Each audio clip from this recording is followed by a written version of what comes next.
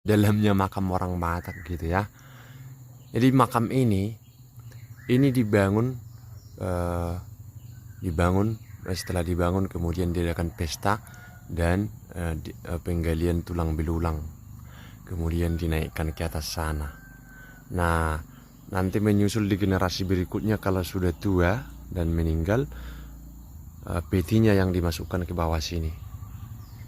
Ya, biasanya antar keluarga ada perjanjian sampai berapa generasi yang berhak untuk dimakamkan di sini. Ada perjanjiannya saat pembangunannya gitu.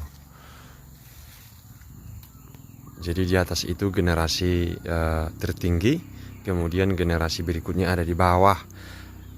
Setelah nanti yang di bawah ini sudah katakanlah penuh, maka setelah jenazah itu membusuk, tulang-tulangnya diambil dan dinaikkan ke atas itu. Kemudian